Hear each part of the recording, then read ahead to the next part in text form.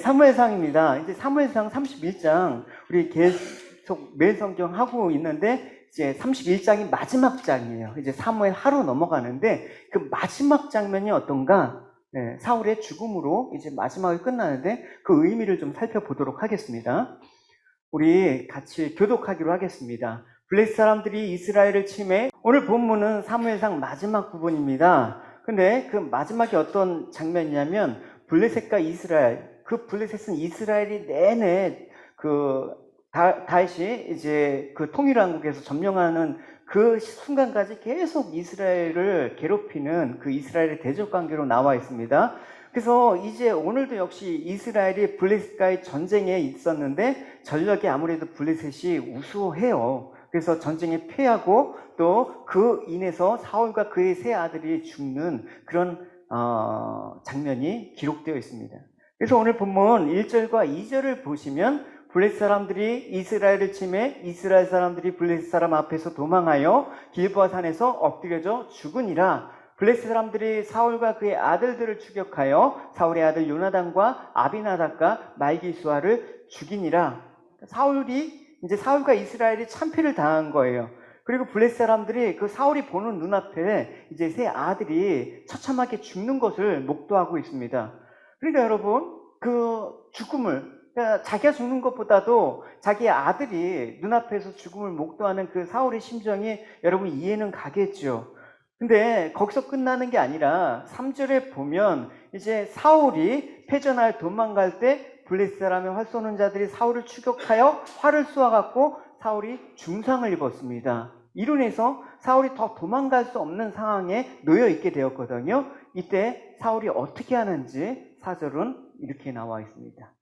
그가 무기를 든 자에게 이르되 내 칼을 빼어 그것으로 나를 찌르라. 할례 받지 않는 자들이 와서 나를 찌르고 모욕할까 두려워하노라 하나 무기를 든 자가 심히 두려워하여 감히 행하지 아니하는지라. 이에 사울이 자기의 칼을 뽑아서 그 위에 엎드려지매 무기를 든 부하에게 너 칼로 나를 찔러라. 내가 이 할례 없는 자들에게 죽임을 당하고 모욕을 당할 저는 안 되겠다라고 얘기를 합니다. 그러니까 이스라엘 사람들에게는 이 할례를 당하지 않는 사람들을 되게 무시하지 않았습니까? 쉽게 말해서 이방족들을 되게 무시했습니다.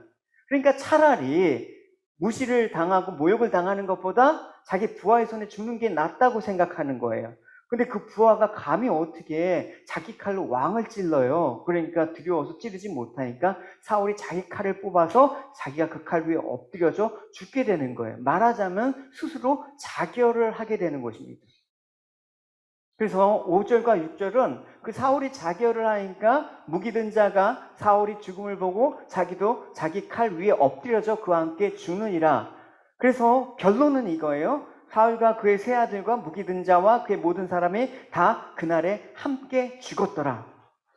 여러분, 우리가 1차적으로 사울이 할례 없는 자에게 죽임을 당하고 모욕을 당하는 것보다 왜 스스로 자결을 선택했느냐라는 측면을 생각해 봅시다. 이것이 사울이 갖고 있는 어떤 특이한 생각이 아니라 언급했다시피 이스라엘 백성들이 갖고 있는 공통적인 일반된 생각이었습니다. 여러분, 사울이 죽이려고 쫓았던 다윗 역시도 맨 처음에 골리앗 앞에 서기 전에 이제 골리앗이 막 이스라엘을 조롱하니까 어떻게 했습니까? 저 할례 없는 자들, 무시했다, 그 모욕을 이제 느끼고 얘기하는 거예요. 다시 가까이 있는 사람에게 물었습니다. 이 블레셋 사람을 죽여 이스라엘에게서 수치를 없애버리는 사람에게 어떤 상을 줍니까? 저 할례 받지 못한 블레셋 사람이 누군데 감히 살아계신 하나님의 군대를 모욕할 수 있겠습니까?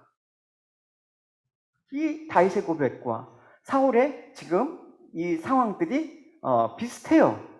그러니까 하나님이 택함을 백성을 받은 백성이라면 자부심을 갖고 있었던 이스라엘 백성 아닙니까?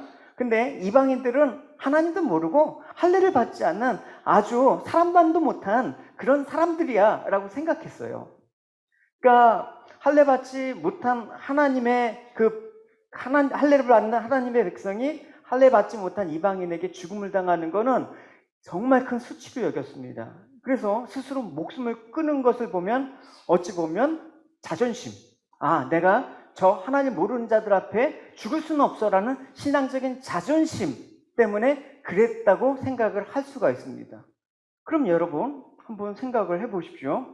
이것이 과연 자신이 하나님의 그 신앙을 지키기 위해서 한 행위였나 아니면 그렇지 않았나라는 측면에서 저는 얘기를 하고 싶은 거예요.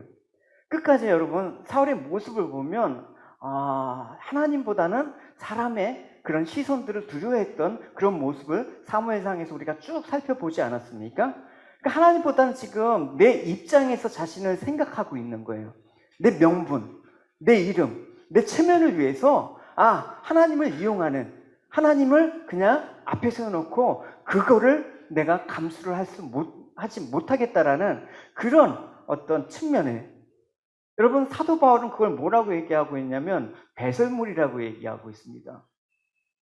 성도의 신앙적인 자존심은 어디에서 나오는지 여러분 생각해 봅시다. 하나님을 신뢰하는 믿음에서 나오지 않으면 그 성도의 자존심이라는 게 하나님을 위한 것인가? 결국 내 체면 때문에 이런 행동을 한 것인가? 생각을 해봐야 되는 것입니다.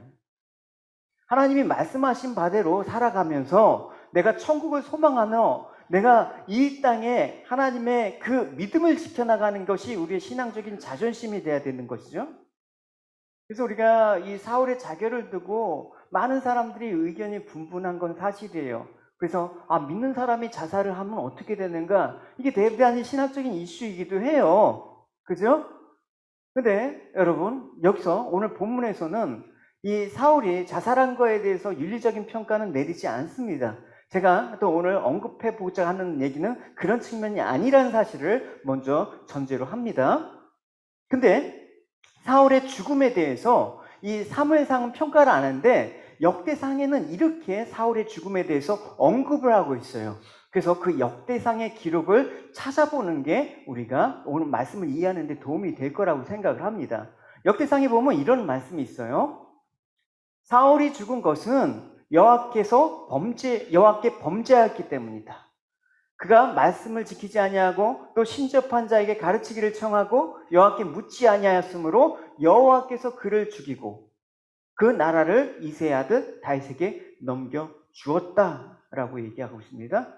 그러니까 여러분 우리가 이 본문에서 사울이 스스로 자결했다라는 거, 그건 사울이 스스로 한 것 같지만 사실은 어떻게 여호와께서 죽였더라는 말을 쓰고 있다는 사실 우리가 좀 생각을 해봐요. 그 원인이 뭐다? 범죄하였기 때문에.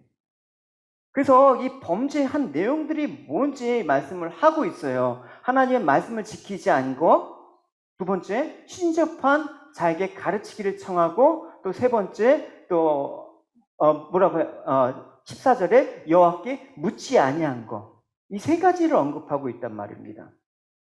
그러면 사울이 그 하나님 말씀을 지키지 아니한 대표적인 사건 여러분 기억나십니까? 블레셋과의 전투에서 처음에 사울이 이렇게 막 밀리고 있는데 사무엘이 올 때까지 기다려야 돼.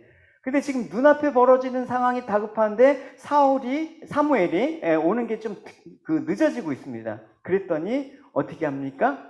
이런 거였죠. 사울은 7일 동안 기다렸습니다. 왜냐하면 사무엘이 그곳에 오기로 되어 있었기 때문입니다. 하지만 사무엘은 길갈로 오지 않았습니다. 그러자 군인들이 하나둘씩 떠나기 시작했습니다. 그러자 사울이 말했습니다. 나에게 태워드리는 제물인 번제물과 화목제물을 가지고 오시오. 그리고 그는 하나님께 태워드리는 제물인 번제물을 바쳤습니다. 그러니까 제사장이 아직 안 왔는데 자기가 제사장 역할을 하는 거야. 지금 눈앞에 벌어진 상황이 위급하니까. 우리가 인간적인 측면에서 사울 보면 잘못이 없는 것 같아요. 그런데 하나님께서는 그게 아니다라고 분명히 말씀을 하셨습니다. 또 사울의 모습 속에서 하나님 말씀을 지키지 않는 게 이제 아말렉과의 전투에서 이런 일이 발생했습니다. 하나님께서 아말렉은 이스라엘이 출애굽할 때부터 계속해서 쫓아다니면서 괴롭혔던 족속이다. 그러니까 이제 내가 아말렉의 그 죄악을 이제 심판하기 위해서 너를 사용하는 거다. 그래서 어떻게 한다? 아말렉을 치면 절대 아말렉에 있는 사람들을 남겨둬서는 안 돼. 왕을 비롯해서 그 젖먹는 아이와 우양과 낙타와 낙이 다 진멸해.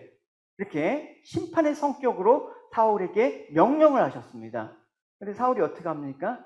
보니까 이건 너무한 처사야. 그렇지 않습니까? 애까지 죽이다니. 그래도 항복하면 왕은 살려줘야 돼. 제네바 협정에 위배해야 되는 거야. 뭐 이렇게 인간적인 생각을 했단 말입니다. 그리고 좋은 거는 우리가 취해서 우리가 재산으로 써야지. 뭐 세상적으로 보면 나쁜 겁니까? 그래서 그렇게 했습니다. 사울과 그의 군대는 아각만은 죽이지 않고 살려주었습니다. 그래서 제일 좋은 양과 살찐 소와 양뿐만 아니라 그 밖에 모든 좋은 동물도 살려주었습니다. 사울과 그의 군대는 그 동물들을 죽이기를 좋아하지 않았습니다. 그러나 약하고 쓸모없는 동물만 죽였다라는 거예요. 그죠? 이걸로 그냥 땜빵한 거죠. 그랬더니 사울에게 하나님이 뭐라고 얘기하십니까? 유명한 말 있잖아요.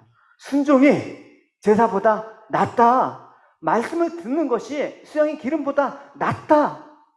그러니까 하나님께 무엇이 중요한디? 그걸 분명히 하나님께서 말씀을 해주셨단 말입니다. 저와 여러분은 무엇이 중요합니까? 우리의 존재는 무엇을 위해서 존재하니까? 하나님을 위해서 존재해야 되는 것입니다.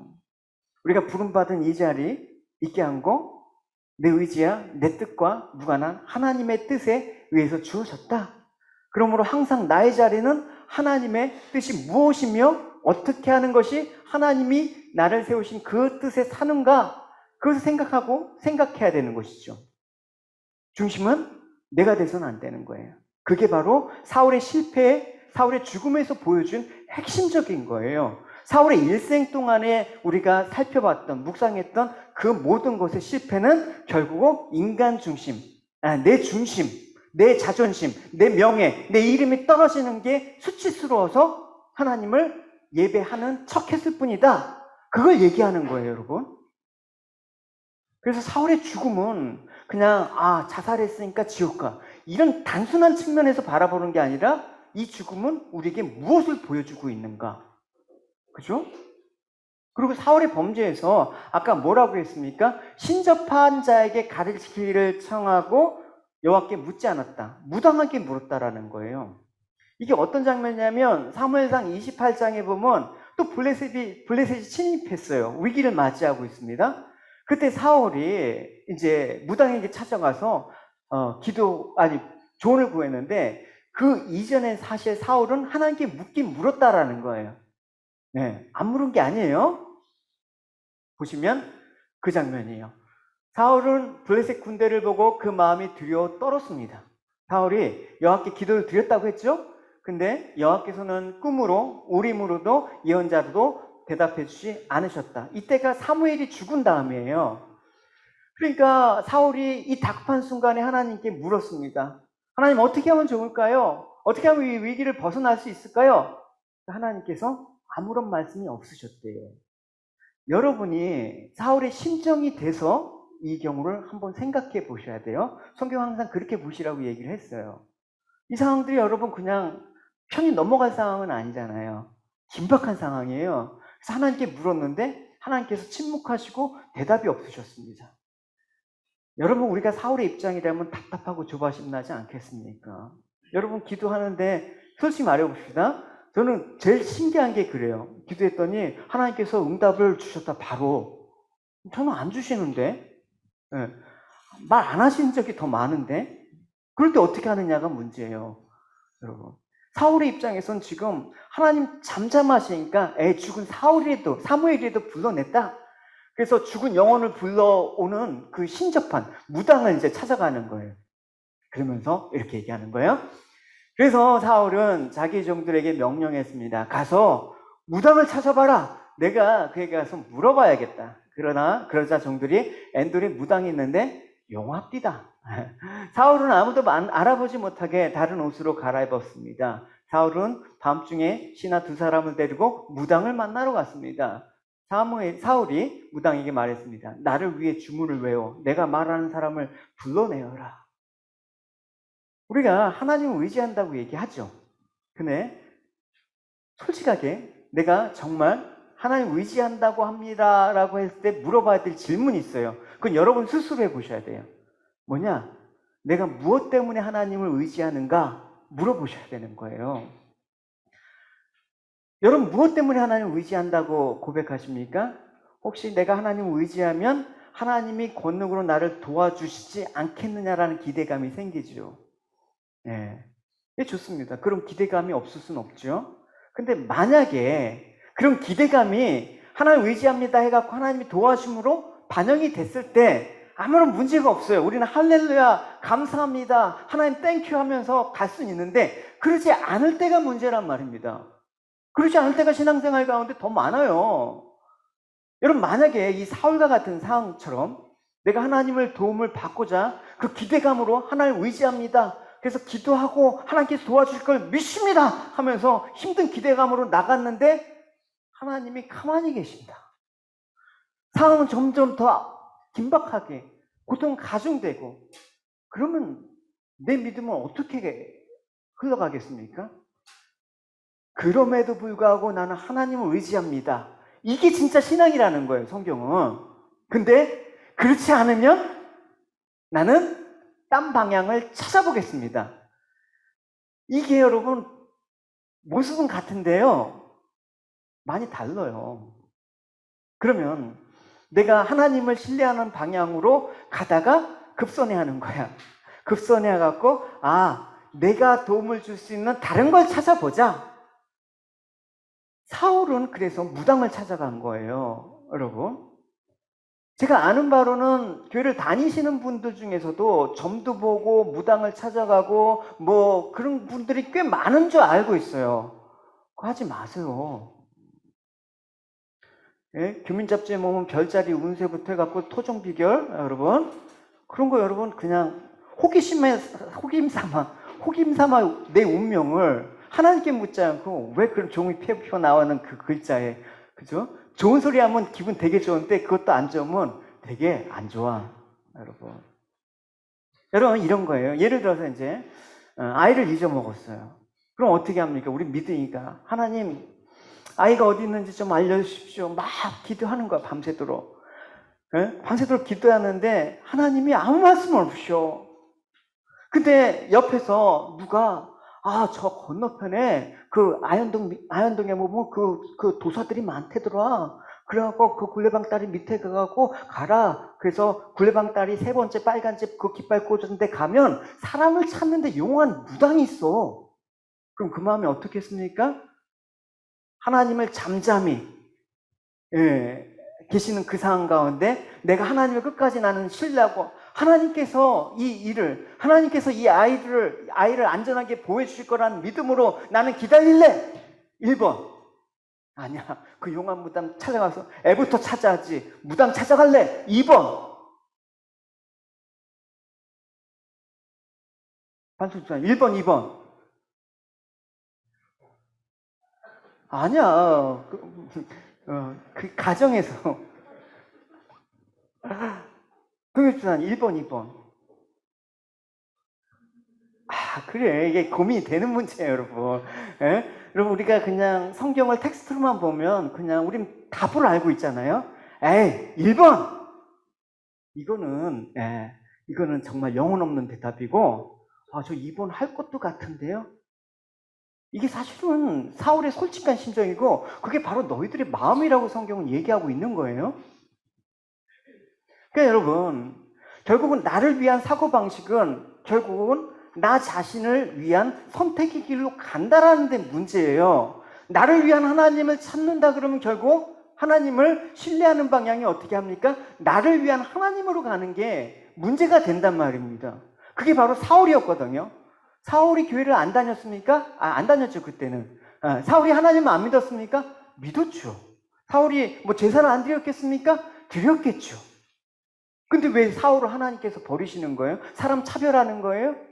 그게 아니라 하나님께 나가는 방식이 애초부터 달랐다라는 걸 얘기하는 거예요. 그래서 이런 사고방식으로 하나님을 찾으면 결국 사울의 그 죽음을 통해서 우리가 하나님을 어떻게 지금 섬기고 있는가에 대한 그 물음을 우리가 진지하게 던져봐야 되는 것입니다. 그럼 다윗은 어떻습니까? 다윗도 사울과 똑같은 연약한 사람이었습니다. 다윗하면 신앙의 사람이라고 하지만 얼마나 연약한 점이 많았습니까? 이런 비슷한 상황이 있었습니다. 30장에 보면 다윗이 이제 블레셋에 망명을 갔습니다. 이 비슷한 상황. 그래서 이제 망명을 가갖고 이제 뭐 아기스 왕 이 스토리는 안 할게요. 이야기가 길어지니까. 어쨌든 사울이 블레셋이 침입을 맞는 위기 상황처럼 다윗 또한 그 아말렉이 이제 기습을 한 거예요. 다윗이 이제 부하들과 나가 있는 동안 기습을 해갖고 마을을 완전히 초토화시키고 자기 부인부터 해갖고 처자식까지 다 잡아갔어요. 그러니까 엄청난 위기 상황이란 말입니다. 근데 결과가 상반돼요. 왜 이런 결과가 나타나냐면 사울도 다윗도 다 죄에 대한 태도와 관련이 있습니다. 그러니까 사울이 이제 다윗이 시글락에 갔는데 습격해갖고 초토화가 되고 처자식까지 가니까 부하들이 막 분노하고 돌을 집어갖고 다윗을 죽이려고 해요.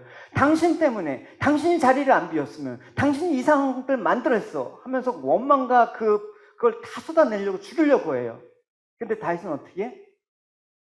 사람들한테 절대 뭐라고 안 했어요. 야, 니들 마음이 이해한다. 그치? 내가 잘못이다. 내 잘못은 뭐다? 하나님께 죄악 때문에 내가 잘못된 거다.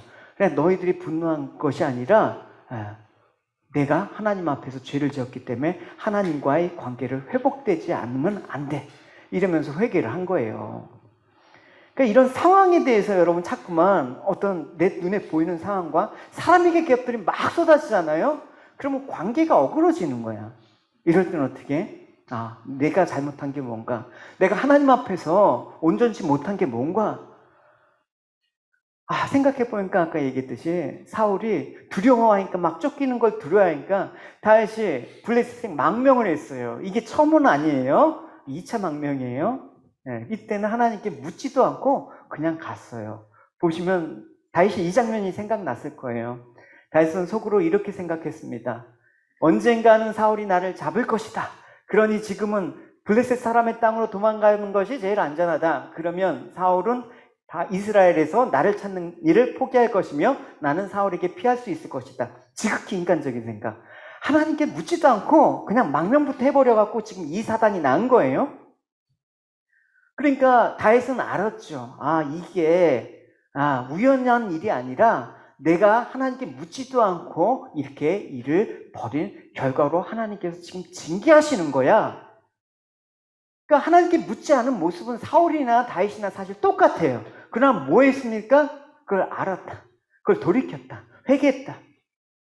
이게 하나님과의 관계에 있어서 회복의 절대적인 요소예요. 회개 없이는 안 되는 거예요, 여러분. 그래서 하나님과의 관계를 회복하자마자 어떻게 합니까? 이제 회개도 했겠다. 이제 나가서 가자 하면서 이제 부하들 데리고 추격했다. 아니죠. 네, 다윗은 야, 에봇을 갖고 와라. 내가 하나님께 물어야겠다. 그렇게 얘기한 거예요. 이게 사울하고 다르죠. 사울은 다급해갖고 야, 제사 드리고 보자. 제사장 뭐 지금 그거 따질 때가 아니야. 일단은 하나님께 예배 드리고 보자. 이게 아닌 한 게 그 상을 모면해 보자 이랬는데 다윗은 그게 아니었어요. 보시면 다윗은 여호와께 기도를 드렸습니다. 우리 가족을 끌고 간 사람을 뒤쫓을까요? 그들을 따라잡을까요? 그때 여호와께서 대답하셨습니다. 그들을 뒤쫓아가거라. 그들을 따라잡을 수 있을 것이다. 내 가족을 구할 수 있을 것이다. 여러분 당면한 상황만 보면 지금 되게 다급하지 않습니까? 지금 빨리 아말렉을 쫓아가야 돼. 그래서 응징을 하던 가족을 찾든 할 거 아닙니까? 그런데 지금 한시가 급한데 사람들은 막 돌로 치려고 하는데 하나님께 물어보자. 그냥 짧게 기도한 게 아니에요. 에봇을 갖고 오고 입고 정식으로 하나님께 막 하면서 뭐 찬양 드리면서 기도하는데 시간이 얼마나 갔겠어요. 근데 결과가 어땠어요? 결국은 아말렉을 징벌을 하고 가족들을 다 구원했단 말입니다. 여러분 만약에 다윗이 100번 양보해서 하나님께 묻지 않고 아말렉을 추격했다. 그럼 그들을 만날 수 있었을까? 불가능합니다. 확률적으로는. 왜냐하면 이 아말렉 족속들은 유랑생활을 하는 사람들이에요. 그러니까 어떤 정착지에 있는 사람들이 아니고 여기저기 몰려가면서 약탈하면서 했던 민족이란 말입니다. 그러니까 그들을 추격했는데 어디로 갔는지 어떻게 알아? 헛다리 짚는 거지. 그러니까 추격해다가 그냥 재풀이 쳐갖고 그냥 모든 걸 다 잃을 수 있는 그런 상황이었단 말입니다.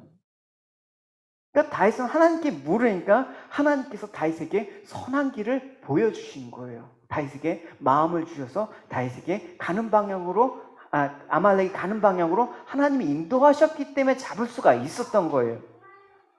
여러분, 막 눈앞에 보여지는 상황들이 급해. 지금 당장 뭘 하지 않으면 안 돼. 그럴 때 뭐라고 했어요? 그냥 가만히 있어요. 가만히 있어요. 하나님께 물어봐요. 여러분, 그래서 여러분, 이런 경험들, 이런 신앙생활에서 있어서 실전적인 이런 모습들을 여러분 갖고 가셔야 되는 거예요. 신앙을 계속 관념적으로 하나님께 물어야지. 근데 막상 닥치면 안 묻잖아. 그러니까 물어보고 자꾸만 하나님 기다려보고 하나님 하신 일들을 묵상하면서 하나님이 인도하시는 방향에 순종하면서 나가는 거. 그게 우리가 이 땅에 살아가면서 신앙생활 연습이에요. 여러분. 그거 하려고 우리가 사는 거지. 그래서 우리가 주변 상황들만 보고 형편을 보면서 우리는 안전하다, 위험하다 인지하지만 우리 안전은 그게 아니에요. 왜 다윗은 어려운 상황 가운데 하나님은 나의 요새고 피난처시고 나의 산성이다라고 얘기하고 있습니까? 자기의 실제적인 안전은 내 감각으로 인지하는 게 아니다라는 걸 다윗은 알았기 때문에 내가 근심하고 불안하고 두려워하는 그때 하나님은 나를 지키신다. 할렐루야. 하나님은 나를 보호하신다. 그럴 때 우리 신앙은 빛나게 되는 거야. 그냥 평상시는 몰라. 이 사람이 신앙이 좋은지 아닌지. 근데 막상 이제 이런 막 세계가 지금 막 이상하게 돌아가고 불안할 때 이때가 여러분 정말 내가 하나님을 신뢰합니다 라고 있는 그런 모습이 중요하단 말입니다. 할렐루야. 어디 꼼짝하지 마시고 잘 여러분의 자리를 지키십시오. 그래서 그것이 다윗의 믿음이었기 때문에 이 다윗의 시편 고백은 계속해서 내가 하나님을 떠나 어디로 갑니까? 내가 사망의 음침한 골짜기라도 하나님께서 나와 함께 하시니, 내가 원수의 목전에서 내 잔을 베푸시는 하나님, 내가 주님 앞에 안전합니다. 이런 수많은 시편의 고백들이 다윗의 실전적인 경험이에요, 여러분. 할렐루야. 이게 우리에게 힘이 돼야 되지요. 우리가 안전한 거를 내 주변의 상황과 어떤 여건에 비춰봐서 확인했을 때 안심이 된다 그러면 여러분, 우리의 삶들은 영원히 불안정한 가운데 늘 세상의 마음을 빼앗기면서 살 수밖에 없어요. 여러분, 하나님이 살아계시는데 무엇이 불안합니까? 되어진 일을 보니까 낙심이 되고 불안합니까? 그럼 여러분, 제가 여러분에게 선택권을 드린다고 칩시다. 그러면 지금 하고 있는 일이 내 장래에 어떤 결과와 어떤 열매를 맺을지 여러분 알고 하십니까? 아무도 모르잖아요. 내일이 어떨지 모르잖아요, 여러분. 코로나 끝나니까 원숭이 두창이 또 유행하네. 원숭이 두창이 끝나면 뭐가 합니까, 여러분? 뭐가 올지 어떻게 알아? 근데 나는 이 뭐가 닥칠지 모르는 상황 가운데 나는 어떻게 행동할 수 있고 그게 정답이다. 그런 사람이 이 세상에 존재해요? 아무도 모르는 상황 가운데 아무도 내일을 살아본 사람이 없는 우리는 삶들을 살고 있잖아요. 내일을 어떻게 알아요? 내일을 살아본 사람이 이 지구에 없는데 그럼 결국 뭡니까? 모든 일을 아시는 주님께 맡기는 게 가장 좋은 거 아닙니까, 여러분? 그래서 여러분, 내 삶이 내가 어떻게 해야 될지 모른다. 그럼 하나님을 믿으십시오, 여러분. 알면 잘 안 믿잖아요, 여러분. 근데 그 아는 게 깨어지고 이게 아니구나라고 했을 때 우리는 실패를 하게 되죠. 근데 성도는 그 실패를 통해서 하나님을 믿게 되는 거예요. 사울은 실패를 통해서 하나님을 알았어야 되는데 사울은 그러지 못했고 다윗은 실패 속에서 하나님을 알았다. 실패는 똑같은데 차이가 결론이 그렇단 말이에요. 사울의 죽음을 통해서 여러분 우리가 배울 점들이 참 많단 말입니다. 그래서 여러분 사울처럼 이제 목숨을 끊은 사람들이 성경에 꽤 여럿 있어요. 그 사람들 생각해보면 여러분 스스로 목숨을 끊은 자 중에서 이 사무엘서에만 보더라도 아이도벨이라는 사람이 있어요. 아이도벨은 제갈량 같은 사람이었습니다. 다윗의 참모인데 기가 막힌 지략과 모략이 있는 뛰어난 사람이에요. 근데 다윗이 이제 우리가 사무엘하 보면 아들 압살롬이 반역을 하지 않습니까? 사울을 쫓겨내, 다윗을 쫓겨내. 근데 중요한 건 뭐냐면 그 아이도벨이 압살롬한테 붙는 거야. 다윗을 배반한 거야. 그러니까 다윗은 가망이 없다. 이 정말 지략에 있어서는 세상이 당해낼 수 없는 이 지략가가 압살롬의 반역에 가담했으니까 나는 승산이 없다. 그래서 다윗이 도성을 버리고 떠난 이유도 아이도벨이 배반한 것 때문에 그 원인이 하나 있어요. 그게 전부는 아니지만. 그래서 이제 아이도벨이 얼마나 모략이 뛰어나는 사람인지 성경은 이렇게 평가하고 있습니다. 그때 사람들은 아이도벨의 계획이 하나님 말씀이나 믿을만하다고 생각했습니다. 대단했다라는 것이죠. 그래서 다윗은 물론 압살롬도 그의 말을 의심 없이 그대로 따랐습니다. 그러니까 아이도벨은 이제 압살롬에 붙어서 반역을 가담했기 때문에 이건 100% 성공이야. 도저히 다윗이 역전할 가능성이 없어. 그래서 다윗이 피난길에 올랐는데 그 피난길에 올랐던 사람 중에 한 명이 누구냐면 다윗의 아주 가장 절친인 후세라는 그 참모였어요. 친구이기도 하고. 그래서 후세가 가는데 이제 다윗이 야 친구야 지금 너가 나를 따라봤자 아무런 도움이 안 돼. 그리고 너는 일단 압살롬이 있는 곳으로 들어가. 그래서 너도 아이도벨과 같이 압살롬의 편에 붙은 것처럼 해. 그리고 그 동향을 나한테 좀 알려줘. 네, 그래갖고 일종의 교란 작전이죠. 돌려보냅니다. 그래서 압살롬이 그 모략의 천재인 아이도벨의 계획을 이제 듣고 그때를 따랐는데 후세가 그러는 거예요. 압살롬은 이제 다윗을 쫓아가갖고 저에게 병력을 주시면 쫓아가갖고 아예 그 반란에 다시 치고 돌아올 그런 근원부터 싹 죽이겠습니다. 그런 의견을 냈는데 후세는 그렇게 안 했어요. 그렇게 하면 큰일 날 수가 있어요. 다윗은 백전노장이에요. 함부로 쫓아가갖고 다윗이 쫓아간 군사들 죽여갖고 다시 치고 들어오면 민심이 이반할지도 몰라요. 그러니까 이 압살롬이 딱 듣고 나니까 어때요? 아이도벨의 말을 들었으면 끝장이 났을 텐데 후세 말이 기가 막히거든. 네. 그래서 야 아무래도 이번은 아이도벨보다는 후세 말이 옳는 것 같아. 그러니까 여러분 천재는 원래 그 자기 자존심 때문에 죽는다 그러잖아요. 여러분 천재가 아니라서 감사하죠. 아이도벨이 자존심이 상한 거야. 그러면서 에이 하면서 내가 못 해먹겠다 하면서 스스로 이제 그 고향에 내려가고 스스로 목숨을 끊습니다. 아니면 뭐 자존심 때문이 아니더라도 아이도벨은 이 싸움은 다윗이 이길 거다라는 걸 알기 때문에 다윗이 다시 이제 예루살렘을 탈환해서 이제 이 반역이 실패로 끝나면 어차피 나는 죽을 목숨이다 하고 죽었을지도 몰라요. 하지만 중요한 것은 아이도벨이 왜 스스로 목숨을 끊었느냐가 아니라 뭘 간과하지 못했어요? 자신의 실패 속에서 하나님을 보지 못한 게요. 결국 그거예요, 여러분. 성공이든 실패든 그거는 여러분 우리한테 큰 의미가 없어요. 성공했을 때도 실패했을 때도 중요한 건 뭐다? 하나님을 봐야 되는 거야. 우리가 생각해야 돼. 놓치지 말아야 될 문제가 바로 그거야. 사실 모든 일에는 하나님이 개입되어 있어요. 보시면 그걸 직접 말씀하고 있잖아요. 압살롬과 모든 이스라엘 백성이 말했습니다. 아렉 사람 후세의 계획이 아이도벨의 계획보다 낫다. 그들이 이렇게 말한 까닭이 있어요. 뭐라고 했습니까? 여호와께서 아이도벨의 좋은 계획을 방해하시기로 작정하였기 때문입니다. 또 그것은 여호와께서 압살롬을 망하게 하려고 작정하였기 때문이다. 결국 뭐다? 하나님이 하셨다라는 거예요. 그러니까 아이도벨의 실패는 뭡니까? 하나님이 개입하신 결과였다. 근데 아이도벨은 그 자신의 모략을 파하신 하나님을 보기보다는 사람을 바라보는 거야. 사람들이 나를 얼마나 이제 같지 않게 보일까? 내 자존심은 땅에 뭉그러졌고 그것 때문에 인정을 받지 못하니까 이제 스스로 무너지게 되는 거죠. 여러분 오늘 스스로 사울의 목숨을 끊는 사울 역시도 여러분 인간적으로 보면 나름대로 잘하려고 최선을 다한 사람 아닙니까? 자신의 왕위를 지키기 위해서 백성들 눈치도 잘 살펴서 그렇게 하려고 했고요.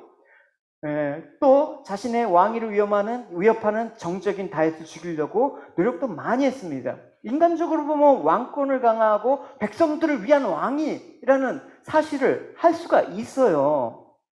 근데 많은 사람들이 다윗을 보고 막 다윗이 이제 개선행진을 하는 거 보고 와, 사울이 죽인 자는 천천인데 다윗이 죽인 자는 만만이다 이렇게 칭송하니까 사울이 시기해.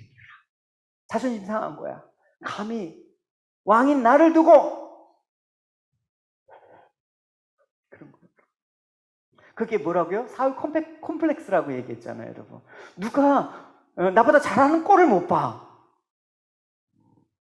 결국 사울은 세상 모든 일이 자신의 뜻대로 계획되는 것이 아니라 하나님 뜻대로 되어진다는 걸 몰랐어요. 이스라엘 신정 왕국은 일반적인 세상의 나라와 다르다고 했죠. 하나님이 왕이 돼서 통치하신다. 그 이스라엘 왕은 그 하나님의 통치를 대리하는 자다.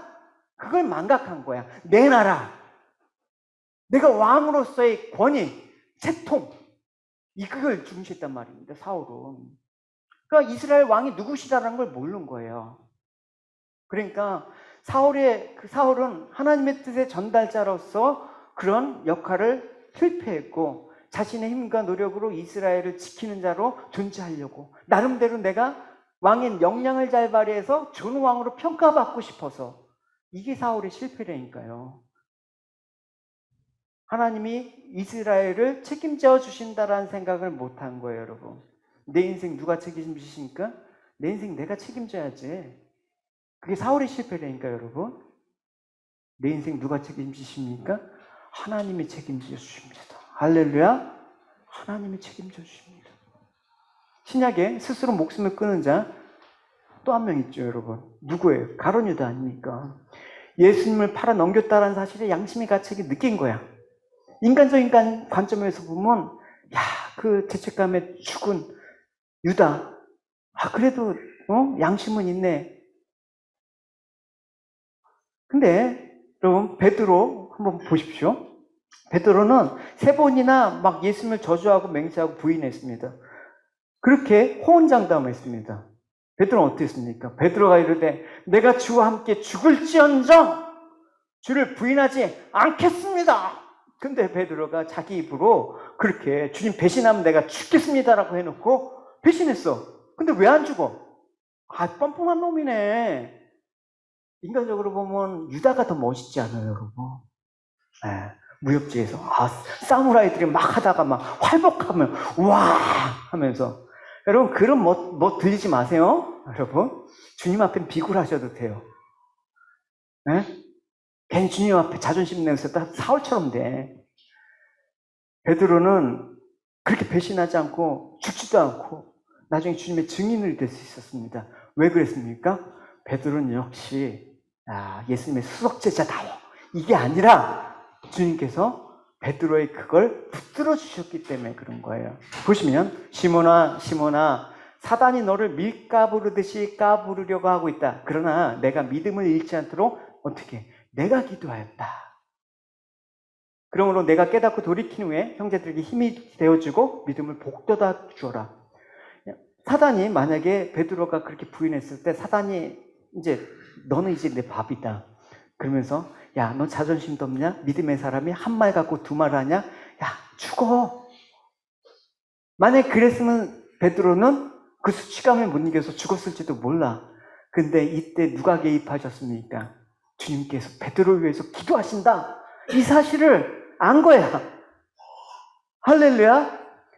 죽고 싶을 때 여러분 누가 생각나? 주님이 나를 붙잡고 계신다. 할렐루야.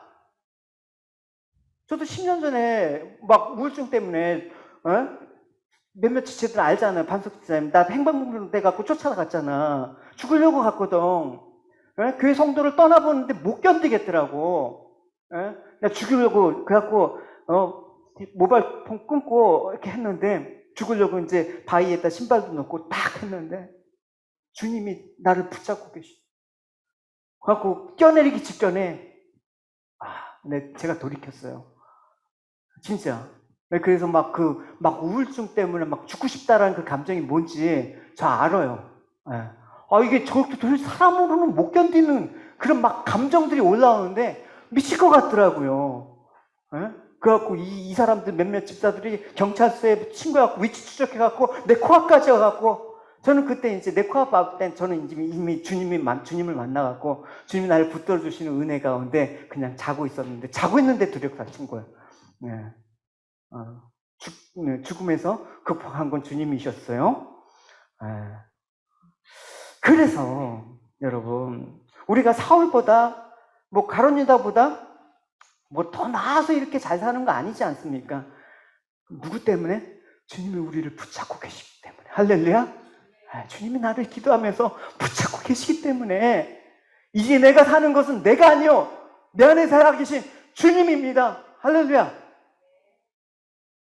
여러분, 사울의 실패를 보면서 끝까지 자존심, 내가 해야겠다는 그 자존심 내려놓고요, 한 푼도 안 되는 그 자존심 내려놓고 주님 앞에 내가 실패해도 주님, 내가 못나도 주님, 날 받아주시는 분은 주님 한 분. 어떤 경우라도 여러분의 왕이시고 여러분을 지키시고 인도하시는 지도자이신 하나님이심을 믿지 마시고 여러분 사시기 바랍니다. 그것만 붙잡으면 돼요. 우리는 하나님을 의지하고 끝까지 그 손길을 놓지 않고, 여러분 인생을 여러분 스스로 책임지시려고 하지 마십시오. 무겁잖아 여러분, 힘들잖아 여러분. 제가 나이 50대면 이제 모든 것들이, 세상적으로 모든 것들이 자유로울 줄 알았는데 여전히 힘들잖아. 애 다 키워놓고 이제 뭐 안 힘들 줄 알았는데 여전히 세상적으로 힘들잖아. 그럴 때 어떻게? 세상 지나갈수록 주님께 더 의지하는 사람이 돼야겠다. 할렐루야. 능력 있다 여기지는 사람을 의존하지도 마시고, 주님, 내 배후에는 하나님이 계신다. 할렐루야. 나는 하나님이 세운 자로 이 자리에 서고 있다. 우린 그것을 보고 살아가야 되는 것입니다. 그것이 성도입니다. 할렐루야. 보이지 않는 하나님을 믿는다라는 거, 또 보이지 않는 분이 내 인생을 책임지고 인도하신다라는 거 참 막연하게 여겨져요. 그러니까 세상 가운데 기독교인이라는 그것들은 매력적으로 사실 안 와닿고 있어요. 그러나 여러분, 그렇다고 뭐 우리가 눈에 보이는 확실한 것을 믿는 것이 더 안심되고 잘 될 것이라는 생각이 든다 그러면 그렇게 가겠습니까? 이제 못 가. 우리 이미 콩해를 걸렀어. 주님과 함께 십자가에서 이미 우리는 죽었어. 그래서 이제는 내가 아니라 나의 안에 계신 주님이 사는 거야. 이게 우리의 신앙적인 자존심이 돼야 돼. 이 자존심은 여러분 잃으면 안 돼. 할렐루야. 잊지 말아야 될 게 뭐예요? 하나님 살아계시고 하나님 뜻과 계획은 한치도 오차 없이 하나님 그 언약대로 이루어 가신다. 그걸 믿기 때문에 세상의 모든 일은 나의 생각과 계획대로 되지 않음을 알고 하나님께 순종하는 거. 많은 사람들이 자신의 계획을 가지고 하나님을 부르며 이루어지길 기도하고 있습니다. 근데 여러분, 내 계획과 생각이 실패된다 그러면 어떻게 합니까? 내 계획과 실패되고 내 생각이 실패되는 것이 사실 하나님의 뜻이 성취되는 게 더 맞아요. 내 생각과 내 계획은 늘 하나님과 방해되고 하나님 대적하는 쪽으로 가잖아요, 여러분. 제가 그렇단 말이에요. 여러분이 아니라 제가. 그래서 성경 그걸 뭐라고 합니까? 깨진다라는 표현을 써요, 그러면. 우리 깨진다라는 표현을 쓰는 게 여러분 내가 하는 일과 계획이 깨진다라는 측면에서 생각해 보셔야 되는 거예요. 그래서 우리는 사울의 실패를 통해서 뭘 봐야 되는 거예요? 하나님을 볼 수 있는 사람이 돼야 되는 거예요. 할렐루야. 실패를 성공으로 바꾸기 위해서 하나님을 찾는 사람이 아니라 나를 실패하게 하시더라도 하나님 뜻을 이뤄가시고 나를 하나님의 자녀로 삼으신 그 하나님의 신실하심을 이루기 위해서 나를 실패케 하신다. 그 하나님도 나를 사랑합니다. 그게 여러분 신앙입니다. 저는 기도하면 다 된다라는 말 안 하겠어요. 기도해도 하나님 말씀 안 해주실 때가 있을 거야. 근데 그게 하나님 응답이 안 해주신 게 아니라 그걸 너를 사랑하는 거야. 너가 원하는 거 하나님께서 안 들어주고 실패하실 수도 있을 거야. 근데 그게 하나님이 너를 사랑하는 거야. 교회는 점집이 아니잖아요, 여러분. 그래서 나를 실패하게 하시는 하나님, 나를 망하게 하시는 하나님, 그 하나님을 신뢰합니다. 이게 다윗이었죠. 그래서 이것이 하나님과 바른 관계에 있는 거예요. 이걸 뭐라고 합니까? 이걸 영생이라고 얘기해요. 우리가 영생이라고 하면 하나 단순히 우리가 영원히 산다는 시간적인 개념으로 자꾸만 생각하고 있는데 지옥 가서도 영생하잖아요. 그럼 그게 아니라 하나님과의 바른 관계로 머무는 상태가 영생이에요. 그래서 우리가 하나님으로부터 영생을 얻었다라는 말은 뭐냐? 우리 제약된 것이 청산되고 하나님과 바른 관계가 되었다라는 거예요. 우리의 삶의 목적은 거룩하고 점도 없고 흠도 없이 하나님 앞에 나중에 쓰는 거. 할렐루야. 우리 죄악된 그 본성은 피할 수가 없어요. 로마서에 보시면 그러므로 한 사람을 통해 죄가 세상에 들어왔고 그 세상을 통해서 사망이 들어온 것처럼 모든 사람이 죄를 지었으므로 사망이 모든 사람에게 이르렀습니다 라고 고백하고 있습니다. 그러니까 한 사람 아담으로 인해서 죄가 세상에 들어왔고 그 죄로 말미암아 세상에 사망이 찾아왔습니다. 그리고 이 사망이 모든 사람에게 이르렀다고 성경은 말하고 있습니다. 이것이 오늘 저와 여러분에게도 그대로 해당되는 말씀이에요. 우리에게는 죄가 있고 그 죄가 우리를 사망으로 몰고 가고 있다는 것입니다. 그래서 세상 사람 모두가 죽음의 종노릇을 하고 있다는 거예요. 그러니까 아이러니하게 그러니까 어떻게 해야 돼요? 사람들은 나는 살아야 돼. 죽으면 안 돼. 그러고 산다라는 거예요. 살아야 한다라는 것을 단지 목숨을 부지하는 차원이 아니라 내가 살아야 되는 거는 자랑하는 삶, 뛰어난 삶, 영웅적이고 남을 지배하는 그런 삶들을 추구한단 말입니다. 근데 이런 것들이 사라지면 사람들은 실족을 하고 실망을 하지만 극단적으로는 자살까지 하는 거예요. 그러나 이런 우리에게 주님의 은혜가 임하고 나면 어떤 삶이 드러나게 될까요? 성도 여러분, 우리 주 예수 그리스도 안에서 내가 여러분에 대해 가지고 있는 자랑을 두고 확신 있게 말합니다. 자기 자랑이 뭡니까? 나는 날마다 죽는 거래. 주님과 함께 죄에 대해서 죽은 자만이 지금까지 세상의 가치관을 배설물로 여기는 거예요. 내가 자존심 상해서 말도 못하는 부끄러운 이야기, 내 자신의 약함, 그거 아무것도 아니에요. 스스럼 없이 주님 앞에 내어놓을 수 있게 되는 거예요. 이것이 바로 자아가 죽는 거예요. 이러한 죽음이 나타나는 것은 어느 때만 예수의 생명이 우리 안에 들어와 있을 때만 가능한 거예요. 그런데 예수님을 믿는다고 하면서 아직도 세상의 것으로 세상 목적을 삼고 있다면 방향이 아직 잡히지 않는 거란 말입니다. 여러분, 지금 세상에서 일어나는 모든 싸움을 한번 보십시오. 한 편이 죽지 않아서 일어나는 거예요. 부부싸움 왜 일어납니까? 둘 다 안 죽어서 그렇죠. 한 편만, 하나만 죽으면 부부싸움 안 일어난다니까. 그러니까 사소한 다툼에서 지역적인 갈등이나 국가적인 갈등이나 전쟁에 이르기까지 모두가 내가 살아야 된다는 것 때문에 내가 남보다 더 잘 보여야 되기 때문에 일어나는 싸움이에요. 그러니까 성도는 이제 그런 싸움이 끝난 사람이에요. 십자가에서 이미 나는 주님과 함께 죽었어. 제가 여러분에게 간증하지 않습니까? 막 하다가 내 옛날에 그런 것들이 몰려올 때마다 내가 그 자리에 선포한다고 나는 이미 주님과 함께 십자가에서 죽었어. 이렇게 해버리니까 그런 거. 그래서 우리 함께 죽고 이제 새 생명 가운데 살게 되는 것입니다. 새 생명 가운데 사는 것은 내가 죽는 것도 유익합니다라고 말하고 사는 거예요. 성령 하나님께서 우리에게 은혜 주셔서 선한 목자 되신 주님 안에서 생명이 왕노릇하는 삶이 여러분들에게 있기를 축원합니다. I pray that the Holy Spirit will grant us grace so that we may live a life which reigns in the Lord, the Good Shepherd. 우리 말씀 생각하시면서 함께 기도하실 텐데 하나님, 사울의 실패를 통해서 우리가 하나님을 볼 수 있길 원합니다. 하나님, 모든 상황들을 하나님 뜻대로 주관하시는 그 하나님, 또 실패 속에서 나를 붙잡아 주신 하나님의 사랑을 늘 아는 자로 살 수 있게 해달라고 우리 함께 고백하도록 하겠습니다. 하나님 감사합니다.